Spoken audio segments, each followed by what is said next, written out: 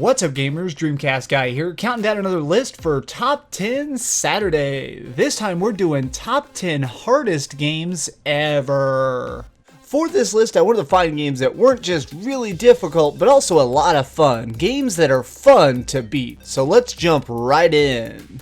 Number 10. Catherine.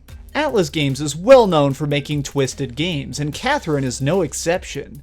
Meet Vincent, a 30-year-old man who's pretty bored with life, and his abusive girlfriend really is trying to bully him into marriage. After a one-night stand with a random blonde woman named Catherine, he ends up waking up with a terrible curse. Every night, you now have to solve giant box puzzles while being hunted by sheep demons, and also you're wearing boxers because of course it's a dream world. You'll really feel panic as you try and bust through these crazy complicated box puzzles night after night. It almost has a Tetris feel, but with a more Japanese twist. This game is sure to be a cult classic, but you may end up watching the ending movie on YouTube because the final boss can be hell. Number 9. F-Zero GX. This series has always been popular for its blisteringly fast race style, but F-Zero GX on the Gamecube took it a step further.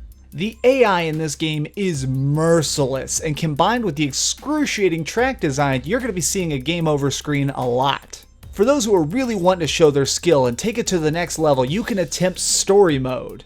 Each level, the enemies get faster and faster, and the difficulty skyrockets in a hurry, dishing out a hefty dose of an ass whooping. If you're really dedicated and spend a few hundred hours practicing though, you might win the gold trophy at the end. If you're looking for probably the hardest racing game in the world, I definitely suggest you pick this one up. Number 8. Battletoads on the Nintendo. This game was originally released on the Nintendo Entertainment System and the Genesis, but the Nintendo version was famously difficult. At the start, it looks like just your typical side-scrolling beat-em-up. Go up, punch some bad guys, move on. But what really throws you for a twist is the crazy random level design. One level you're just fighting thugs, but the next level you're speeding blindly down a tunnel on a motorbike or rappelling down a bottomless pit.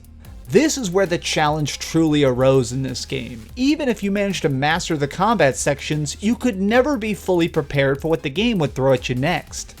In the end, the only way to beat this game was to just memorize each and every detail if you ever wanted to hope to conquer this classic title.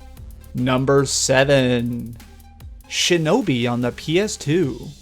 Playing as a ninja is a lot of fun. Well, unfortunately, this ninja is cursed. His blade must constantly feed on the blood of enemies. Every second you're not putting fresh blood on your blade, it's actually taking blood from you, costing you very precious life. This makes the entire game have an incredibly aggressive feel. You always have to find your next target. You always have to be moving to the next area. You can never stop and think and plan. You have to go. And unfortunately, that's the easy part. The true challenge of this game arises from the numerous platforming elements that require perfect timing. One even slight misstep and your ninja is going to be falling to his death.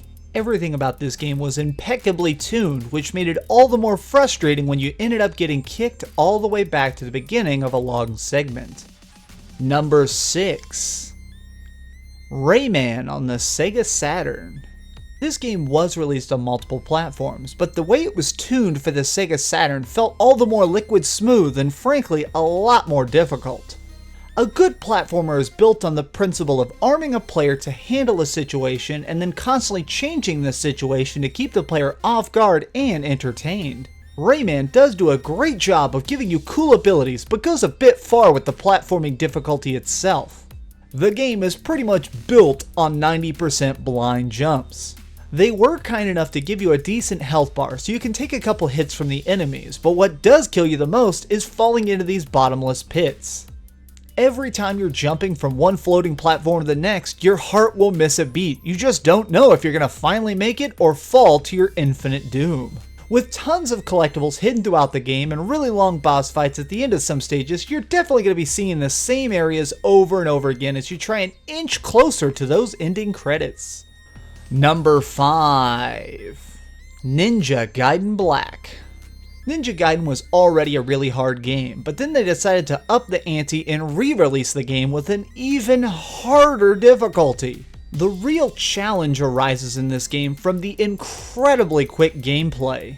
You need quick fingers and on-the-fly strategizing to defend against constant attacks from numerous villains all over every single one of these large levels. Every enemy just has so much health and requires such a long combo to take out. Even these new foes they threw in, the cat women, just tear you apart before you can even do anything. Mastering this game on the original Xbox was so much fun, but it's by no means for lightweights. If you take this game on, be prepared to die, and die, and die, and die, and die, and die, and die. Number 4. Odin Sphere. When I first picked this game up, I thought it was just another side-scrolling action game, but it actually twists in a lot of really cool JRPG elements. Killing foes in your travels will level your attack power, while eating meals will level your health bar, and trust me, you're going to be doing a lot of leveling if you want to get anywhere in this game. The monsters can be really tough, but what's really crushing in this game is you have to fully level up 5 times if you want to beat the game. Yes, that's right, this game actually has 5 different characters for you to play, and if you want to get the good ending, you're going to have to max out all 5 characters' abilities. This wouldn't be as painful if they weren't all playing through the same levels. Each character is playing through the same worlds in the same sequence and telling their own part of the story. If you do manage to gain the levels, get the gold, buy the best weapons, and eat enough food, you might be able to score the best ending and save the world. Well, that is if you don't lose your mind first. Number 3. The Dark Souls series. This is the most recent game on the list, and I really couldn't just choose one because the whole franchise is so fantastic. Each of the games made by From Software, the developer of Dark Souls, is just so hard. Starting with Demon Souls and going through Bloodborne, each one is difficult in its own way. Dark Souls really made gamers love to get one shot. It made you love trying a fight over and over again to feel the true success of beating the impossible. I always enjoyed that even the box art tells you how fucked you are. This game really had zero room for error. What really hooks in players though is it always felt like victory was one perfectly timed dodge away. Number 2. Ikugara on the Sega Dreamcast. At first glance, this looks like any other plain shooting game, but if you look real closely, you're going to notice the added layer of mechanics. Every enemy fires either black or white bullets, and you can change the polarity of your ship to match the color of the bullets. If you time it properly, you can soak up these projectiles and gain a special attack later on. The real problem arises though is that the whole freaking screen gets filled with bullets almost constantly. Every level also ends with a humongous boss fight that is just even more impossible than the rest of the level combined. I've beaten hundreds of Dreamcast games, but when it comes to this, it just doesn't seem possible. No matter how many hours I dump into this game, I always love it and I can never beat it. So Ikugara, you've bested me, and if you see this game, play the hell out of it. I do want to give a short shout out honorable mention to the Sega Saturn game Mr. Bones. Unless you are an extremely diehard Sega fan, you've probably never even heard of this game. In Mr. Bones, you're taking the role of a skeleton jazz musician in a fight to kill an evil vampire. What makes this game so incredibly hard is that every level has a totally different playstyle compared to the previous level. Some levels have you fleeing from monsters, some have you trying to find your way through a huge maze, and some you're just doing drum solos. Every level is hilarious but a complete non sequitur, and if that didn't make it hard enough, the game is 2 discs and has no save option, so if you didn't beat it in one sitting, then congratulations, you're trying all over again tomorrow. Number 1. Prinny, Can I Really Be the Hero 2?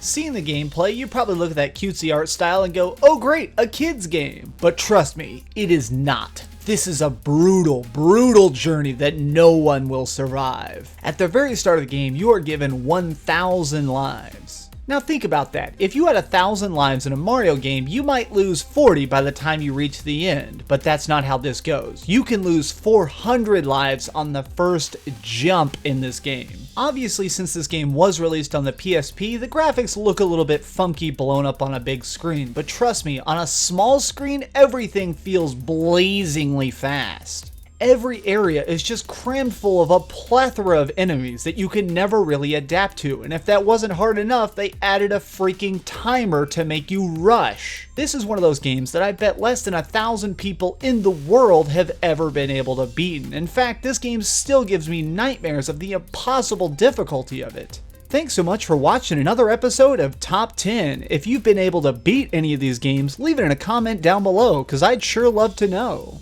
Do you enjoy the Top 10 series? Do me a favor and share it with your friends and give the video a like, that helps me out a lot. The most important thing of all though is to keep dreaming. And also if you haven't, please subscribe. I love new subscribers.